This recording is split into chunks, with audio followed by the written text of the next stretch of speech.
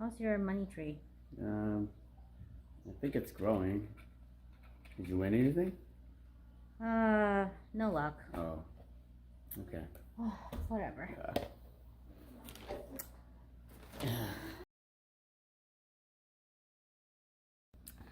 Hi, welcome to With Her Family on YouTube. I'm Koshua, and this is I am Chamon. my better half.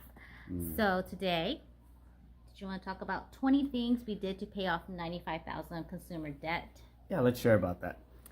Okay, well, we are a middle-class incomer, family of 5, and we somehow had accumulated $95,000 consumer debt over time, and it consisted of $13,000 in credit card, $29,000 in car loans, $17,000 in personal loan, and $36,000 in student loan.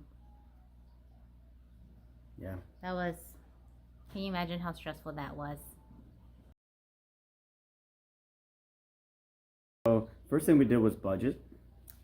And budgeting is something that's like our number one tool in paying off our debt. And in a budget, you just add up your income and your expenses and see what's left over for saving or towards debt. And in a budget, you give a dollar an assignment, every dollar an assignment, and you tell it to behave. You tell it to go to bills or to debt or to savings. Number 2, we had a monthly planner and date goals. So in our monthly planner, where we set our goals date, we list our debt at smallest to largest, also known as the snowball debt, and we pay the smallest debt first, and we hope to reach it in this certain time. And after that's done, then we set up another goal date for debt B, and then debt C, and then debt D, and then we tackle one debt at a time, and it just show us our progress. Number 3, sinking funds. Sinking funds. It's money set aside for non-monthly bills, such as quarterly or yearly expenses or bills, such as water, sewer, trash, car insurance, or property taxes. And it decreases stress for you because you plan for it. You know that you're gonna have to pay this bill eventually along the line, and you create an account or saving for it so that you won't have to be surprised by it. And Chimo and I, we actually have 7 to 10 different savings and checking account for each of our sinking funds that we could talk about later. So number 4 is accountability, teamwork, and communications. And we stated before, communication is very important. Kosha and I have created a little budget form. Well, and we put it in the fridge, on the refrigerator. It's a communications board. We have categories in different spendings or other bills that we have, and every time if we were to spend on something, we would write it down. So it's a form of communication. We'll show that in our next video. Okay, so number 5, we have stopped our retirement contributions, anything into 401k or any other investments. Now this was recommended by Dave Ramsey, and that opened us up about $200 to $300 extra a month to be able to use that towards our debt.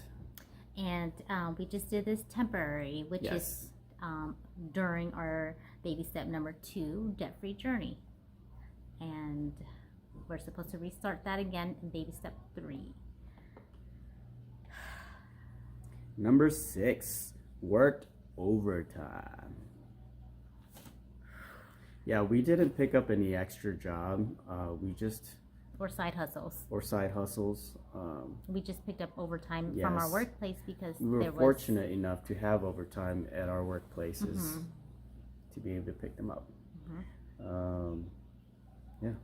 Number 7, we sold things around our house and in our garage that we really didn't need anymore, such as baby clothes or kids clothes and toys, and we sold them on Facebook Marketplace, and we were able to make a few dollars, A few hundreds off of it. 400 yeah, few hundreds, and we threw it at debt. And another big ticket item was we sold our Chimone's paid off truck, There you go. and bought another smaller vehicle, and we had extra money after buying that small vehicle, so that we could throw that extra money towards debt. So 8, we bought things secondhand. There's no shame in it because it's saving you money. I do have to confess though, when I found out with my third child that we're having a boy, because we had 2 girls before that, and they were using secondhand things, or using each other's clothes. I found out we had a boy, so I got too excited and I went to Kohl because they were having a Kohl sale where you buy $30 and get $10 back on baby items. At the end of my transaction, I spent $200 on it, and the next day I decided I was going to return it, and I returned it, and I went on Facebook Marketplace and I bought a whole white trash bag full of baby boy clothing, ranging from newborn to 2 years old, that he's still wearing right now, and I just washed it like 2, 3, 4 times before I put it on him. In addition, we also had good friends who have been giving us children's clothing, so that we don't have to spend on new things. All right. So number 9 is learning to say no, and saying no to small purchases. When it comes to, if you want Starbucks coffee, you gotta say no. You gotta make your own coffee at home. Saying no to any other small purchases like $20 kitchen gadgets here and there. Yeah, car parts, handbags, So getting your hair done, makeup. Should I continue now? No. I'm pretty bad too, so you Yeah. have to learn how to say no when it matters most. And 10, we listen to endless podcasts and YouTube on other people's debt-free journey, so that we may be inspired to as well, and to continue to believe that what we are doing, we can achieve. We just have to keep going until we see results. So when we don't have anyone to encourage us on this journey, we have to encourage ourselves. And that's what we did on the way to work and back, listening to podcasts on people's debt-free journey. All right, so number 11, we have stopped eating out Yeah, and learning to cook at home. Yes. We learned to just eat at home instead of going out and eating out for our convenience. We meal plan so that way we don't have to throw extra money here and there into fast food restaurants. All right, so number 12, grocery. Grocery was a really big part of the expense in our budget, so we had to learn to shop at discount stores like Aldi, or in my areas we have discount stores like Sharp Shopper and Ebenezer's, and that's usually where I find my grocery items. And another thing is, if I don't find it there, I shop online through Walmart, their delivery services, and their online pickup in store, and it helps me filter out like things that I don't need in my shopping cart if it's over the budget. And number 13 is getting rid of our whole life insurance. Now, we were sold into buying whole life insurance thinking that it was a good investment for the future. Of course, if you listen to Dave Ramsey, it's not a good idea. So we got rid of that. That opened up almost $200 a month just to get rid of the whole life insurance. But we do still have term life insurance. We switched to term life insurance. Yes. And so we went from $340 to paying less than $50 for Yes. term life insurance. Tip number 14, entertainment. Did you want to talk about entertainment? Entertainment. Go ahead. Okay, so for entertainment, we just used my brother's Netflix and Hulu, and my sister's in-laws her Disney subscription for a movie night.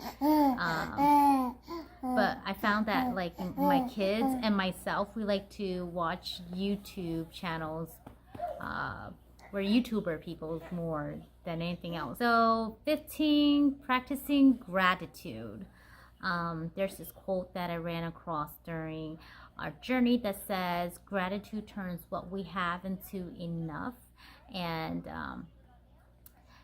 I just believe that, like, you know, when we are purchasing things to make us happy, we're really like looking for something deeper than just things to fill the void in our lives. And so when we meditate on what we actually need and what we actually have, we already have more than enough. 16, we partially adopted a minimum lifestyle, and that has helped us also in practicing gratitude. Less is more, and we had to get rid of our hoarding mindset because more or bigger things isn't always better for you. All right, so number 17 is income tax. Now, we try not to get anything back from income tax, but if we do get money back from income tax, we use that money and pay it straight towards our debt. Okay, 18, we use a piggy bank. We use a piggy bank as a visual aid for our kids to learn about money and saving money and bringing it to the bank, because a lot of times when we go to the bank, we're going to go get money out of the bank, and so we're spending instead of saving.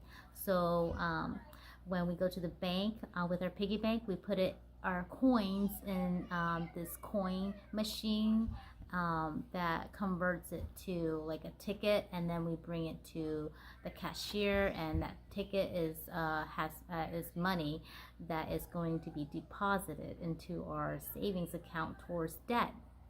And the kids love it because they get lollipop back. All right, and number 19 is the stimulus check.